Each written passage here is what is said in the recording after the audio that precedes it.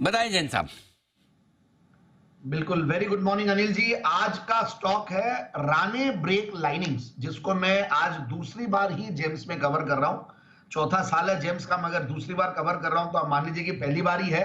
राने break linings का सबसे बढ़िया बात यह है, यह स्टॉक अभी रिसेंटली बहुत बड़ा मूव दिया था और उसके बाद कॉन्सोलिडेट हुआ है। So that is more important. ऊपर के लेवल से करेक्ट हुआ है। अभी कुछ दिनों से जो करेक्शन चल रहा है तो स्मॉल कैप मिड कैप सब करेक्ट हो रहे हैं, बट ऑटो और ऑटो इंसुलरी स्टॉक्स गजब के चल रहे हैं। कल तो ऑटो ने गजब का कमाल दिखाया ही। तो मुझे लगता है कि ऑटो इंसुलरी स्टॉक्स पे बिल्कुल नजरें बनाए रखनी चाहिए। और मैं कल शाम वाला शो भी कर रहा था तो वहां पे भी मैंने 2 ऑटो स्टॉक्स दिए थे। और बार बार भी अब ऑटो स्टॉक्स, ऑटो इंसुलरी स्टॉक्स में मुझे वैल्यूएशंस भी अच्छी लगती है, सस्ती लगती है। और ये कंपनी भी, रानी ग्रुप की काफी सारी और भी ग्रुप कंपनीज है, बट इस ग्रुप को कंपनी को मैंने कवर किया है। और पिछली बार मैंने 2020 में किया था, 2 नवंबर 2020। तो उसके बाद से ये स्टॉक, मैं ये नहीं बोलूंगा कि मल्टी बैगर रिटर्न्स दिया है, बट ठीक ठाक रिटर्न्स दिया है। और अब वापस से ये सस्ते लेवल्स पे है।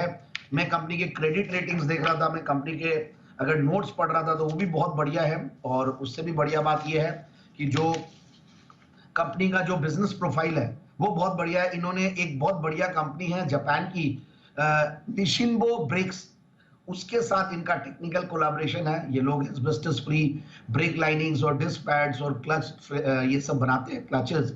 और ऑटोमोबाइल इंडस्ट्री में हर जगह इनके कहीं ना कहीं ये सारे प्रोडक्ट्स का यूसेज है। हर पूरे अलग अलग सेगमेंट, जो 2 व्हीलर, 3 व्हीलर और 4 व्हीलर और पैसेंजर व्हीकल सब में, यूटिलिटी व्हीकल में भी। और उससे भी बढ़िया बात है, रिप्लेसमेंट मार्केट में भी बहुत बढ़िया इनका नाम है। अच्छा खासा ब्रांड है, वहां पे ब्रांडिंग बहुत बढ़िया हो रखी है। एक्सपोर्ट से लोग अच्छा खासा करते हैं 15 से 20 कंट्रीज में, अलग अलग में।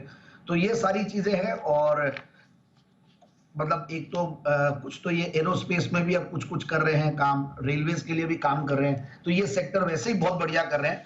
तो मुझे लगता है कि स्टॉक को बिल्कुल इन लेवल्स पे देखना चाहिए। और 17 का पी मल्टीपल मुझे सस्ता लगता है। 20-21 का रिटर्न ऑन कैपिटल बढ़िया लगता है। 16-17 का रिटर्न ऑन इक्विटी है। 3.5% यानी कि 2.7 के लगभग का डिविडेंड यील्ड है, which is also very good.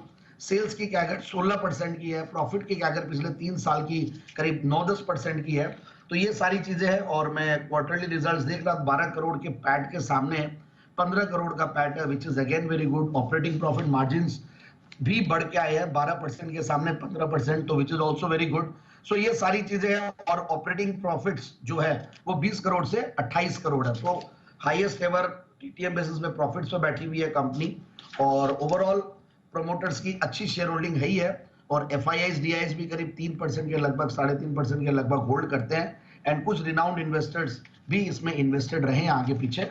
So overall it's a good stock. मुझे ऐसा लगता है कि अच्छा सेक्टर है, अच्छी ग्रोथ दे रहा है और अच्छा ग्रुप है, पुराना ग्रुप है इनफैक्ट। तो 1050, 1090 के टारगेट्स के लिए स्टॉक को लिया जा सकता है।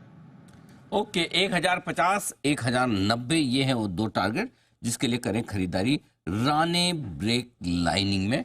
ये जैन साहब की तरफ से आज का है जेम स्टॉक।